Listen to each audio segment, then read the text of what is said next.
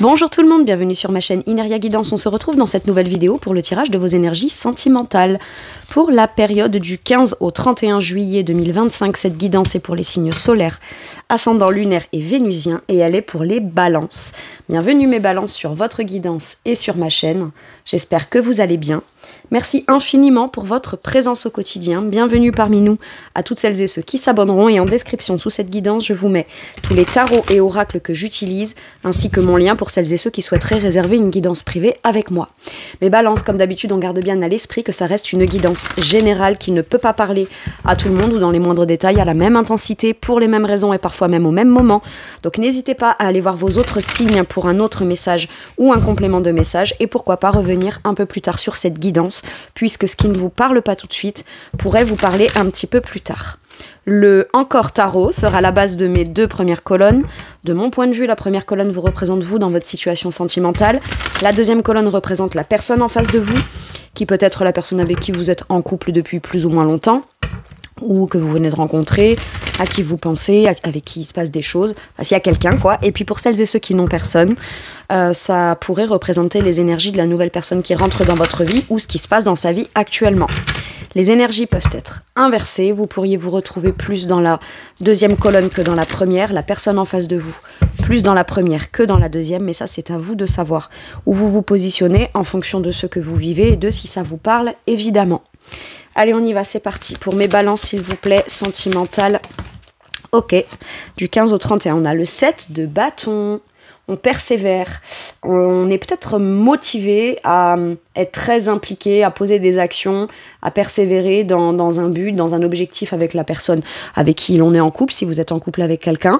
Maintenant, les célibataires, ça peut vouloir dire, ok, je me sens prêt ou prête à accueillir quelqu'un de nouveau dans ma vie, mais pas à n'importe quel prix, et pas à laisser rentrer tout le monde et n'importe qui. J'ai des principes, des valeurs que je compte bien défendre. Par contre, on choisit bien la façon dont on va défendre, surtout comment on va déployer son énergie. Le 7 de bâton ne passe pas à l'attaque, il n'attaque pas, par contre il est prêt à défendre ses intérêts. Il est positionné, vous voyez, là on voit un personnage qui est devant une porte. Derrière cette porte-là, il y a ses principes, ses valeurs, il y a ce qui est précieux pour lui. Il va pas attaquer, il est là, mais il garde bien de manière ferme la porte. C'est-à-dire qu'il n'est pas fermé à laisser entrer, il n'est pas fermé à s'ouvrir. Par contre, ça va dépendre de l'intention, ça va dépendre de si on cherche à venir le pousser dans ses retranchements, parce que lui, quoi qu'il arrive, il est aligné avec ses principes, ses valeurs, il restera campé là-dessus, et il est prêt à se défendre s'il le faut. Donc, ça peut être, jusqu'à maintenant, j'étais complètement fermée à l'idée de rencontrer quelqu'un. Maintenant, je le suis moins. Par contre, je défendrai mes besoins, mes principes, mes valeurs, mes limites. Je pose des limites et ma priorité, c'est de me faire comprendre, et quitte à devoir mettre de l'énergie là-dedans, je mettrai de l'énergie là-dedans, pas trop, pas juste, pas en dessous de ce qu'il faut, juste ce qu'il faut, point. J'ai vraiment cette idée aussi de vouloir trouver quelqu'un qui aurait les mêmes intentions que vous. On déploie de l'énergie avec un 7 de bâton. Il y a le fait de persévérer, il y a le fait de positionner ses actes, il y a le fait de multiplier aussi, pourquoi pas, ses actes, en restant aligné à ses propres principes, ses propres valeurs, à ce qu'on veut, à ce qu'on ne veut plus. Mais il y a quand même l'idée de motivation, de persévérance pour certains et certaines.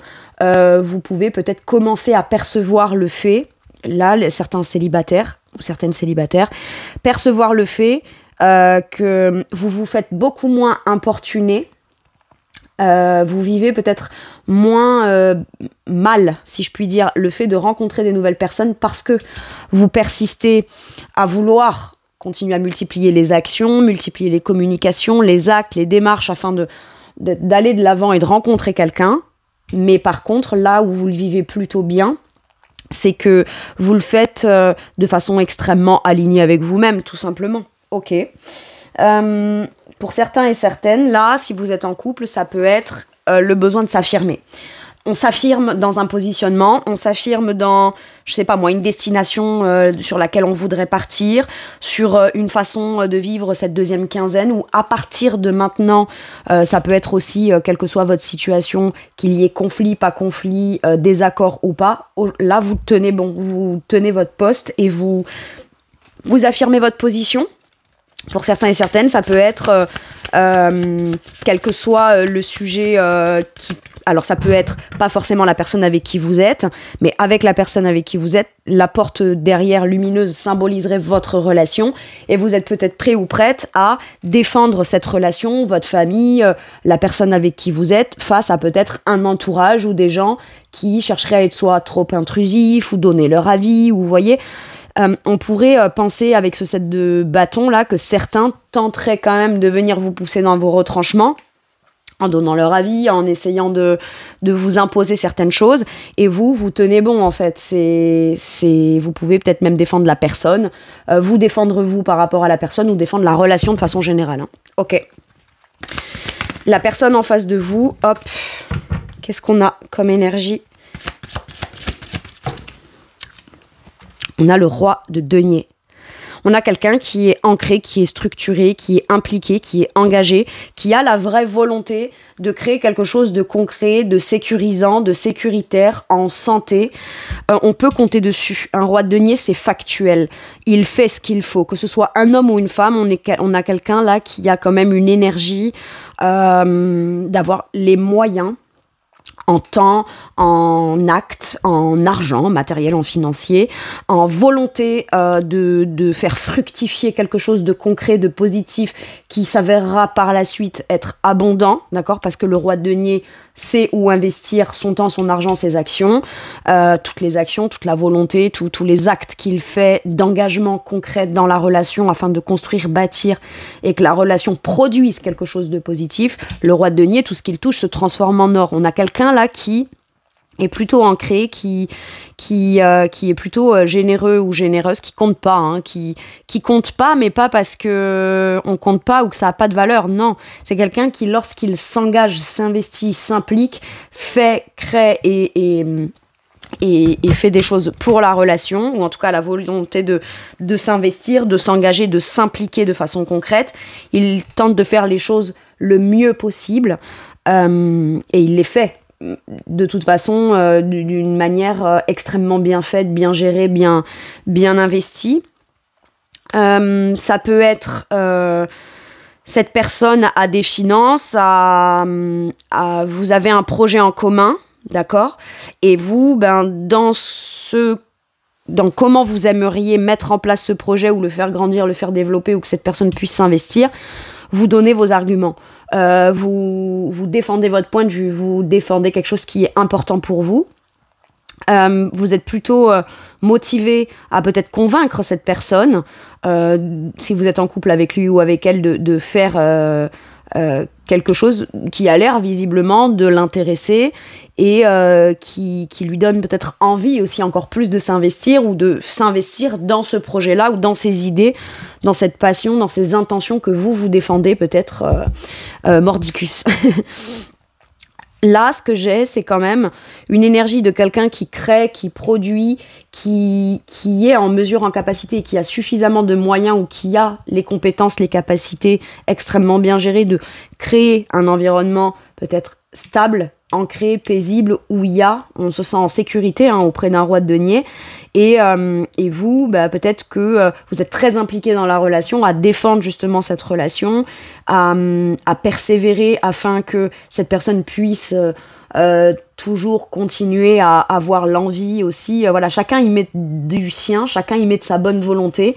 Le roi de denier peut-être commence à s'engager, à s'investir. En tout cas, si vous ne vous connaissez pas, mes balances, vous pourriez avoir en face de vous quelqu'un qui est très généreux, mais c'est pas parce qu'il possède et qu'il a beaucoup, ou qu'elle a beaucoup, que pour autant elle fait dans tout, d'accord ? Si elle fait et qu'elle a la volonté de vouloir faire, s'engager et s'investir dans la relation, c'est parce que à ses yeux, cette relation vaut le coup, vaut la peine, et on a envie d'aller s'y investir. Ok, donc vous pourriez rencontrer quelqu'un qui est plutôt stable, posé, ancré, qui est plutôt autonome dans sa façon de gagner sa vie, gérer son quotidien.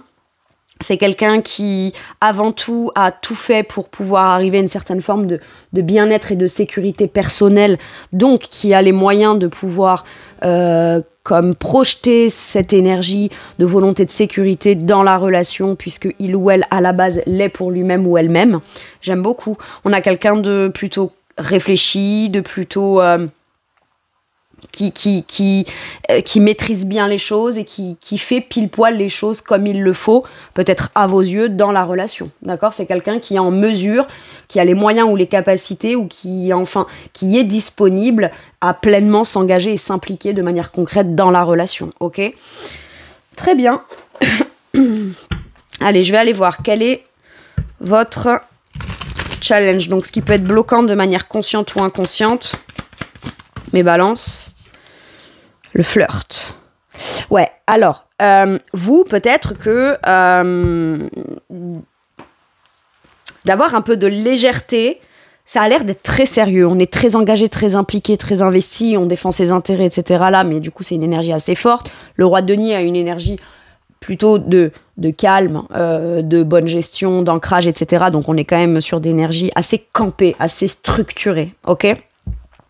Et vous, peut-être que d'amener ou d'avoir une attitude ou écouter cette envie, ce besoin intérieur que vous avez d'un petit peu plus de légèreté, peut-être votre challenge. On peut à la fois défendre ses intérêts en étant... Il y a peut-être un sujet de conversation ou un projet ou un sujet qui vous tient particulièrement à cœur et on vous dit que l'un n'empêche pas l'autre. On peut à la fois être très affirmé dans quelque chose qui tient à cœur et tout faire pour mettre en place cette chose-là ou que cette chose-là continue ou persiste ou devienne comme ça, mais en même temps aussi peut-être flirter avec l'autre personne et prendre du temps d'apprécier aussi les petits moments sympas.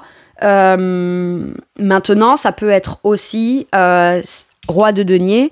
La personne, soit vous estimez qu'il ou elle ne flirte pas assez avec vous, et c'est vrai qu'un roi de denier, c'est quelqu'un qui est plutôt, plutôt casanier, plutôt travailleur, plutôt... c'est pas quelqu'un qui va vous démontrer les choses avec juste des belles paroles, juste un petit bouquet de fleurs vite fait de temps en temps, etc. Non, mais par contre, c'est quelqu'un qui est très investi dans le quotidien, d'accord ? Donc, c'est quelqu'un qui est tellement occupé à être très investi dans le quotidien qu'en effet, les petits actes plus romantiques, etc., ça, c'est un peu ce qui peut vous manquer, si ça vous manque. Maintenant... pour d'autres, ça peut être, vous voulez quelqu'un qui vous démontre tout de suite plutôt le côté j'ai la volonté de vouloir faire, créer, investir, plutôt que flirter. Et ça, c'est un point fort. Vous avez peut-être le statut de je flirterai avec toi si à la base je sens que tu es vraiment impliqué ou si à la base je sens que tu fais les choses dans le but de vraiment t'investir dans la relation.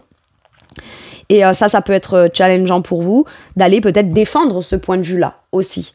En restant campé, en disant « Moi, je n'accepterai de flirter avec toi que si tu t'engages et tu t'investis. Je n'offre pas ma spontanéité, mon espièglerie, mon côté romantisme, comme ça, trop rapidement ou trop facilement. » Il y a un truc un peu comme ça, là. Bon. Quel est le challenge de la personne en face ? Ce qui peut être bloquant. La réussite. Cette personne, elle veut vraiment... vous démontrer par les actes et par le concret, voilà, il ou elle est prêt ou prête à faire ce qu'il faut dans le concret pour vous démontrer ses ambitions, si je puis dire. L'ambition dans la relation.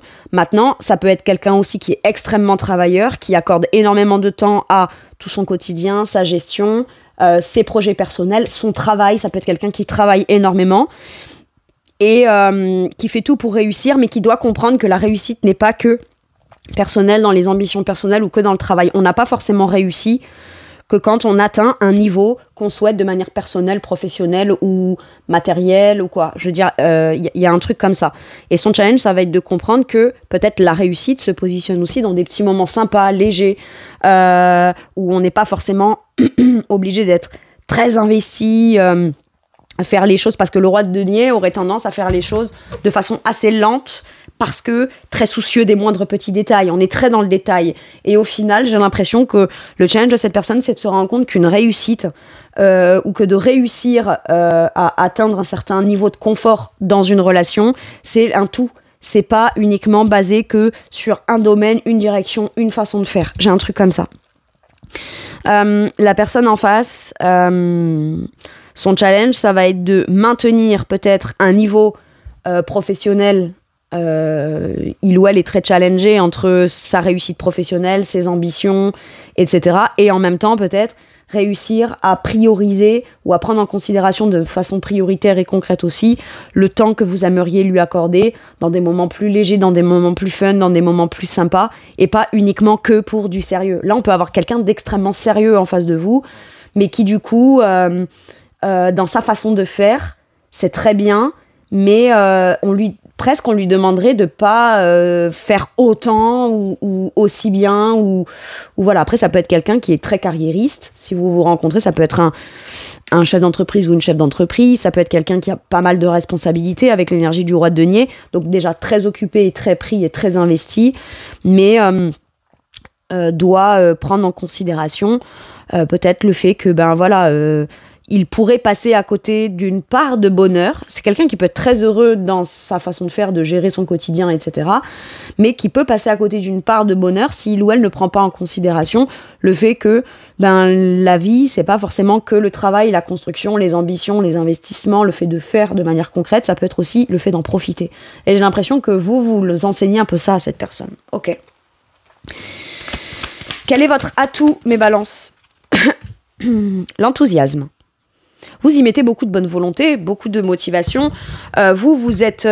j'ai l'impression que vous pourriez être la parenthèse, l'ingrédient important ou la rencontre plus fun de cette personne qui vient lui rappeler ou lui enseigner que les gens qu'on côtoie, j'ai ça, parce que c'est pareil. Là, si c'est quelqu'un qui travaille beaucoup, a beaucoup de contacts relationnels avec des gens qui sont avec le masque de l'associé, du collaborateur, de l'employé, du collègue de boulot, etc. Et là, j'ai comme l'impression que vous, ce qui est positif, c'est que vous êtes dans une autre énergie relationnelle. Vous êtes dans une énergie plutôt de joie, plutôt de plaisir, plutôt de bonne humeur. On peut être de bonne humeur au boulot, mais on parle toujours très sérieux. Les sujets sont toujours très ou trop sérieux. Et là, vous, mine de rien, vous amenez à cette personne quelque chose qui manque peut-être à son quotidien, c'est-à-dire la joie de vivre, être à l'origine de quelqu'un avec vous. On peut par exemple beaucoup plus se détendre, vous êtes positif, vous êtes enthousiaste, vous valorisez l'autre. Vous pouvez être à la fois très campé et défendre un intérêt tout en étant extrêmement positif et convaincre cette personne au travers de votre enthousiasme, de ce que vous cherchez à défendre. Vous êtes convaincant par votre positivité. C'est ça que j'ai. Convaincant ou convaincante par votre positivité. Et mine de rien, vous avez un état d'esprit positif. C'est-à-dire que c'est pas parce que vous défendez vos intérêts, vous n'avez pas l'état d'esprit de vous dire je dois le faire mais peut-être ça marchera pas ou quoi. Il n'y a pas d'angoisse là. C'est non, je vais le faire parce que je sais que c'est comme ça aussi que ça peut marcher. Je vais défendre ce point de vue parce que je sais que c'est comme ça que ça peut marcher. Et moi, ça me donne envie aussi. Ça me donne envie encore plus de défendre ma partenaire, défendre notre relation, être motivé vous faites beaucoup d'actes là. Beaucoup d'actes passionné, motivant, il y a quand même des ambitions sur ce set de bâtons et on persévère aussi. On persévère là-dedans et mine de rien, je pense que pour certains et certaines, soit si vous vous rencontrez, vous pourriez être comme très optimiste avec l'enthousiasme à l'idée d'avoir rencontré cette personne, ou alors aussi, vous pourriez être content que cette personne, dans votre spontanéité, votre joie, votre légèreté, qui vous êtes, dans la personnalité, vous êtes peut-être moins réservé, moins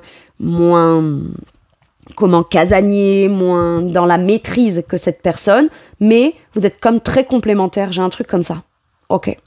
Donc vous, votre côté positif, c'est un atout, soit aux yeux de cette personne, soit pour vous finalement, voir le bon côté des choses, ou vous dire, si je défends ça bec et ongle, mordicus, et que je reste campé là-dessus, c'est comme ça que moi aussi, j'ai l'impression de bien vivre de façon positive la relation, Et c'est ça aussi qui me rend enthousiaste. Ok.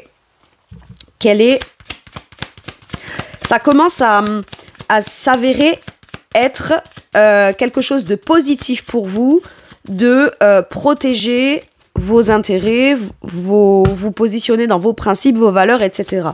Mine de rien, vous retrouvez une certaine forme de joie de vivre, c'est ça que j'ai. Quel est l'atout de la personne en face? L'ordre. Ah bah cette personne, elle régit. Hein. Par contre, dans l'ordre, c'est pas le côté trop contrôlant. C'est-à-dire que cette personne, elle met en place les choses d'une certaine façon, mais elle est capable de réorganiser en fonction des besoins. Vos besoins, ses besoins, quand elle prend en considération. Vous voyez, là, tout est bien rangé, tout est bien cadré, tout est bien structuré. Par contre, s'il y a besoin de faire de la place pour restructurer, re-ranger et refaire les choses dans un certain ordre, justement, cette personne est capable de le faire. Elle met les actions concrètes en place afin soit de faire de la place, soit de se libérer du temps, soit vous libérer de l'espace, afin de remettre les choses dans ce qu'il ou elle considère être juste. Et l'atout qu'il y a, c'est que cette personne, elle aime aussi peut-être, au travers de ses compétences et ses capacités, apporter quelque chose qui peut venir concrétiser, matérialiser vos rêves, vos ambitions, vos buts, vos projets. C'est quelqu'un qui peut avoir envie de vous soutenir là-dedans, qui peut vous aider de façon concrète, qui a peut-être une connaissance et un savoir-faire qu'il ou elle met en pratique de façon concrète afin de venir vous apporter ouais, et puis regardez, j'ai l'harmonie en d'autres decks, c'est chouette. Ce que il ou elle estime être dans l'ordre des choses, c'est juste. J'ai l'impression que c'est quelqu'un qui prend en considération les émotions aussi. Et a les bonnes émotions à la bonne place. Mais lorsque il ou elle fait les choses d'une certaine façon, si vous exprimez un besoin, un désir, quelque chose qui est de l'ordre d'émotionnel, cette personne est capable de le prendre en considération de façon claire afin d'en faire quelque chose concrète. J'ai vraiment ça. Ok. Allez, maintenant que j'ai vu vous et l'autre, je vais aller voir la situation. Mes balances. On a une déclaration. Une annonce, un message, quelque chose qu'on dit à l'autre. Ça peut être une déclaration d'amour, ça peut être une volonté d'exprimer un besoin, un désir, un sentiment qu'on a pour l'autre. Qu'est-ce qu'on a? Le vœu exaucé. Waouh. Ok. Peut-être que l'autre vous dit, ça y est, je me suis organisée, j'ai planifié, j'ai ci, j'ai là, ok, c'est très bien. Il vous dit, j'ai fait ce qu'il faut. Tu voulais qu'on fasse ci, tu voulais qu'on fasse ça, c'est bon. J'ai fait ce qu'il faut, on le met en place, on le fait. J'ai réussi à m'organiser, j'ai réussi à poser des vacances, j'ai réussi à me libérer du temps, j'ai réussi à... Et ça vient réaliser quelque chose, mais que tous les deux vous souhaitez. Hein. Ok. C'est une conversation, une déclaration, une réponse qui vient réaliser quelque chose de beau pour tous les deux. J'ai la triangulaire, qu'est-ce que c'est? Ouais, alors ok. La triangulaire n'est pas nécessairement... Alors, on trouve un équilibre au travers des communications, on pèse le pour et le contre et on prend tout en considération. Il n'y a pas que le concret, le sérieux, le quotidien. Il y a aussi le fait de... Il y a le nous là-dedans qu'on doit prendre en compte par moment. On n'est pas juste heureux ou on ne construit pas la relation qu'en étant dans du concret, du factuel. On entretient aussi la relation, le temps qu'on passe ensemble, la qualité du temps qu'on passe ensemble, etc. Dans la triangulaire, c'est pas nécessaire... Alors, il peut y avoir... un couple établi et celui ou celle qui est dans le couple ou dans l'engagement, en tout cas ça peut être un engagement en dehors de la relation qui fait que on ne pouvait pas ou on ne peut pas être ensemble, c'est possible, ou en tout cas pas tout de suite, ou voilà, bon, mais j'ai l'impression là que du coup on peut on avait des attentes par rapport à ça, où on attendait peut-être que l'autre dise quelque chose, déclare quelque chose, commence à mettre en pratique quelque chose de concret au profit de cette relation-là et plus dans le sacrifice en étant dans l'autre relation. Donc là, je pense que là, il peut y avoir quelque chose de dit, de déclaré et d'affirmé qui viendrait potentiellement mettre un terme à cette triangulaire, ce qui pourrait être un vœu qui est réalisé, d'accord? Maintenant, triangulaire ne veut pas forcément dire un couple et quelqu'un à part, d'accord? Une troisième personne, non. La triangulaire, ça peut être quelque chose qui, entre nous, par exemple, on en fait quelque chose de concret qui nous empêche de. C'est quelque chose qui vient s'interposer, comme par exemple une distance géographique, l'un qui est très engagé dans son boulot et qui bosse énormément, donc qui dit tout le temps, ben là je peux pas parce que le boulot, parce que si, parce que là, il s'agirait en fait de réussir à mettre le doigt sur ce qui... Alors, et puis c'est pas forcément quelque chose je le sens pas forcément comme négatif, c'est quelque chose qui fait partie du quotidien, qui doit pas forcément être arrêté en totalité, comme par exemple, l'un des deux qui travaille énormément et qui du coup a moins de temps pour l'autre, ben, il s'agirait de mettre le doigt sur la problématique et essayer de s'organiser différemment. Mais pour autant, on va pas arrêter de travailler. Vous voyez, c'est un truc comme ça. Donc il y a besoin quand même de comprendre et de mettre le doigt sur qu'est-ce qui pose problème en fonction de l'un et de l'autre. Parce que par exemple, celui qui travaille beaucoup, ça peut ne pas être un gros problème pour lui en soi dans la relation, mais l'autre, si l'autre a besoin de... Alors c'est bien, l'autre peut ramener de l'argent, avoir des moyens de s'engager, s'investir, etc., a des ambitions qui le ou la rendent heureux ou heureuse dans ce qu'il ou elle fait de son côté, mais ça peut faire que l'autre n'a pas un des besoins vitaux et essentiels qu'il aimerait avoir, comme plus de temps, on s'autorise un week-end, on peut pas passer une soirée tranquille, peinarde, parce que le lendemain, l'autre bosse beaucoup ou aura 3 jours avec un boulot à fond. Vous voyez, ça peut être quelque chose comme ça. C'est un exemple, mais c'est pour vous donner l'idée. Et donc, du coup, là, il s'agirait de mettre le doigt sur ce qui coince, et quand bien même l'autre n'a pas le point de vue que ça, c'est ce qui est censé coincer, on le prend quand même en considération à partir du moment où ça pose problème à l'autre. Voyez, ou alors à partir du moment où ça pourrait faire sentir un inconfort à l'autre. Et quelque part, on le vit de façon optimiste, de se dire, ok, cette personne peut-être pendant 6 mois n'a pas eu beaucoup de temps à m'accorder, ça a été la raison qui a fait qu'à chaque fois il ou elle me servait ça sur le plateau. Et là maintenant, il ou elle me disait que dès qu'il le pouvait, il le ferait, cette personne le fait, moi ça me rend heureux ou heureuse de constater que même si la personne met du temps à pouvoir s'organiser, à faire et à mettre les choses en place, elle finit par le faire. On a les actions qui suivent après ce qu'on dit.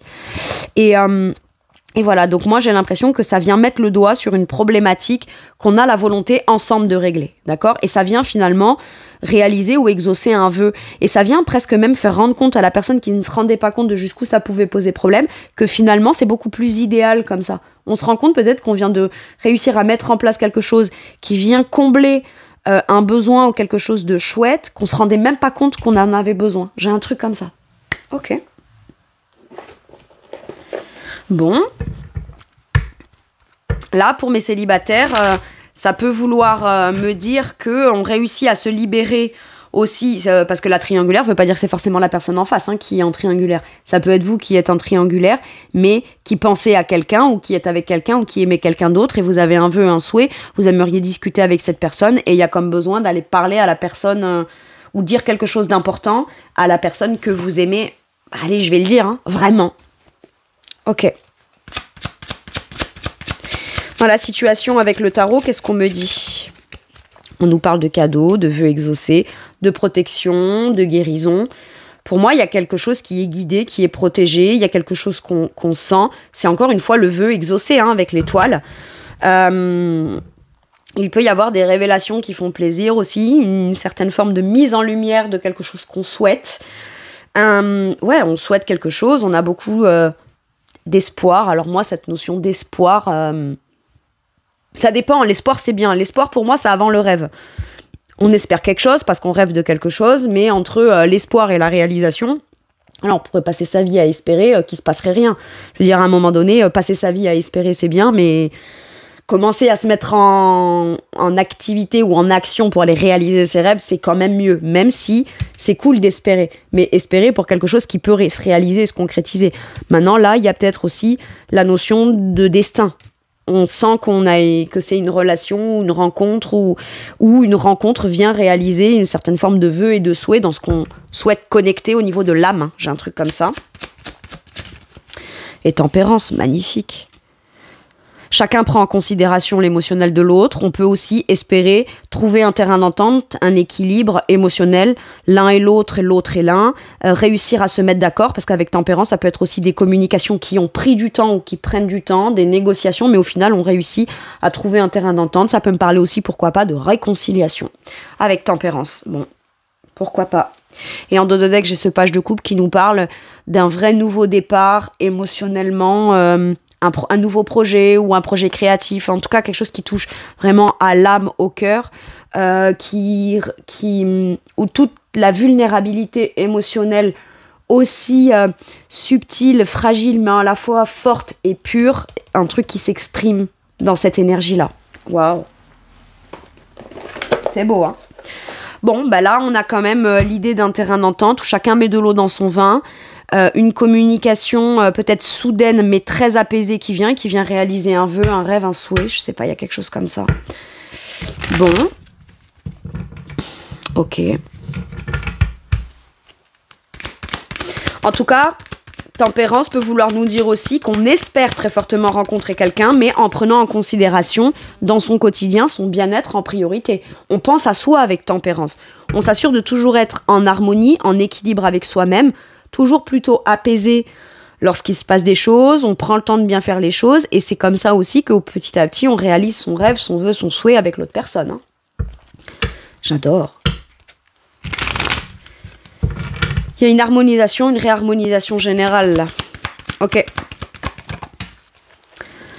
Allez, de quoi pourrait avoir envie de vous parler l'autre ? Bah, de sa dépendance, de ce qui l'empêche, de ce qui l'attache et de aussi peut-être sa compréhension de se dire tu avais raison. Ce que je te disais moi qui n'était pas contraignant pour moi, finalement, je me rends compte que ça l'est ou que ça l'était. Maintenant, l'autre personne peut avoir malgré tout, même s'il ou elle est en santé, ancrée, maîtrise les choses et gère les choses, peut avoir ou avoir eu un problème de dépendance affective, de dépendance à son boulot, ou est dépendant de devoir beaucoup travailler, etc. Mais on en parle, on en discute, ça reste pas ça ne reste pas secret ou pas dit, il n'y a pas de non-dit, d'accord ? On parle de ce qui peut être contraignant, là, et c'est en parlant que finalement on peut trouver des solutions. Maintenant, si c'est quelqu'un avec qui vous allez vous réconcilier, etc., c'est quelqu'un qui a pu avoir des comportements inadaptés dus à une dépendance ou un attachement ou une peur d'attachement aussi. Voilà, il peut y avoir un truc comme ça. Et cette personne, on en parle, on crève l'abcès, on parle de la problématique. D'accord ? Maintenant, s'il y a triangulaire, ça peut être aussi moi j'ai beaucoup d'argent, etc. Et pour autant...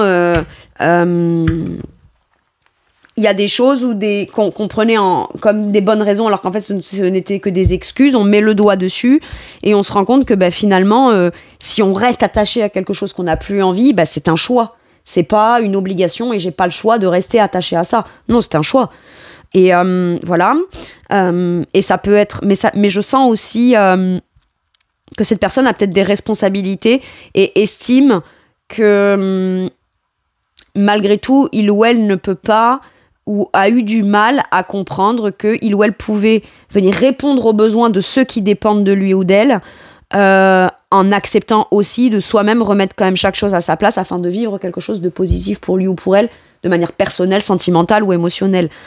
Et qu'il y a peut-être beaucoup trop de gens qui comptent sur lui ou il ou elle croit que sans lui ou elle, les gens pourraient ne pas s'en sortir, ou sa famille, ou ses enfants, ou qui sais-je, j'en sais rien, il peut y avoir un truc comme ça. Ok. Sur quoi ça vous fait travailler à vous de manière forte, cette relation ou votre sentimental, votre domaine sentimental, mes balances. Le tambour. Rêver et voyager. Mais voyez, c'est ce que je vous disais. Entre l'espoir et le rêve, d'abord il y a l'espoir, ensuite il y a le rêve. Sauf que, comment dire, la distance entre le rêve et la réalité, c'est l'action. Et moi, j'ai l'impression qu'on vous dit, il est temps pour toi de commencer à trouver un rythme et à te mettre en action et à poser les actions de manière répétée, investie, motivante, vous voyez, très persévérant dans un rythme, afin de commencer à se diriger vers ce que vous rêvez. Il peut y avoir un avancement vers ce que vous rêvez. Ok ? Mais ça passe aussi peut-être par certaines actions que vous mettez en place. C'est une question de timing, j'entends, avec le tambour. Vous savez, comme quand on sonne le tambour et on se dit « Ok, c'est le bon moment ». C'est ça. J'ai un truc comme ça. C'est le bon moment pour que je me déplace vers ce que je rêve, vers ce que je souhaite, vers l'expression de quelque chose que je souhaite. Et j'ai l'impression que vous vous sentez être dans une bonne période. Et du coup, vous faites les choses au bon rythme. Ok.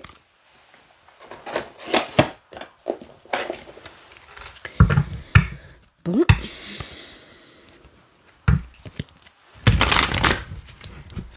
Qu'est-ce qu'on vous dit avec celui-ci, mes balances ? on vous parle de bienveillance, de respect et de fidélité. En fait, c'est ça, c'est que si vous rencontrez quelqu'un qui est encore en couple ou en passe de se séparer, etc., ce sera chaque chose en son temps. J'ai le rêve d'eux, j'ai rencontré la personne idéale, par contre, les choses se passeront dans l'ordre. J'ai ça, dans l'ordre. Parce qu'on veut rester fidèle à soi-même. Parce qu'on ne veut pas reproduire peut-être certaines erreurs de tromperie, cachotterie, triangulaire, je sais pas quoi. Maintenant, ce qu'il y a aussi, c'est que on a envie de faire les choses dans l'ordre.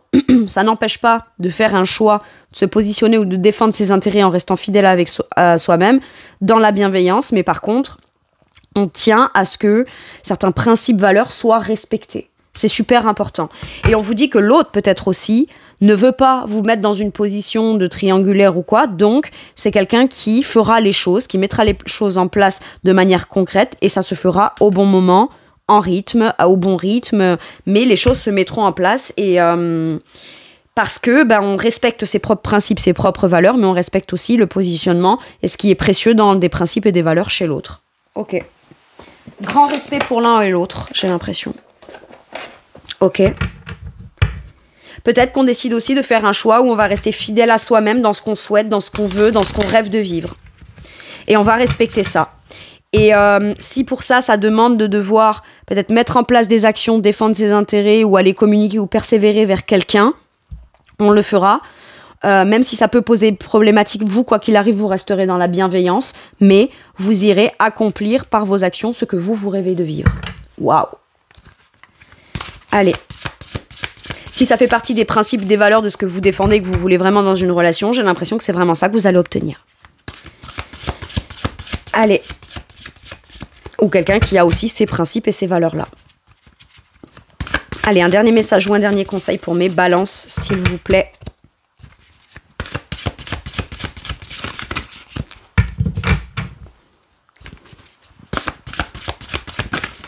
Ok. Qu'est-ce qu'on a? L'ermite. Pour moi, il y a vraiment une conscientisation intérieure et on prend le temps. On prend le temps avec sagesse de comprendre intérieurement ce qu'on veut pas, ce qu'on veut plus, ce qu'on souhaite, ce qu'on a guéri, ce qu'on a compris aussi. Moi, j'ai l'impression qu'il y a quelque chose d'intérieur sur lequel peut-être vous n'osiez pas aller y voir, aller le ressentir, aller le comprendre. Et au final, avec le temps et sagesse, vous avez cheminé, vous avez compris intérieurement ce que vous voulez extérieurement ou ce que vous ressentez vraiment à l'intérieur. Et vous allez faire en sorte de venir faire aligner extérieurement les choses en fonction de comment elles se passent intérieurement vis-à-vis de vous. Ok. Pour certains et certaines, ça peut être, j'ai mis du temps, je prends du temps pour sortir de chez moi, pour ressortir de ma grotte. J'avais besoin de cet espace de solitaire, de solitude, afin de comprendre des choses à l'intérieur de moi. Mais maintenant que j'ai compris, que je sais, je peux sortir progressivement justement de cette solitude, de ce célibat, de ce côté un peu solitaire. C'est possible. Temps de méditation paisible et de solitude enrichissante, montrez l'exemple, cherchez ou devenez un guide spirituel ou la découverte de soi. Vous allez presque même découvrir ou redécouvrir certaines sensations que vous vivez à l'intérieur au travers de ce que vous allez vivre soit avec cette personne, soit dans cette rencontre-là. Voilà mes balances, c'est tout pour moi pour cette guidance. Je vous remercie de m'avoir écouté, je vous fais tout plein de gros bisous, prenez bien soin de vous et à bientôt pour une nouvelle guidance. Merci, au revoir.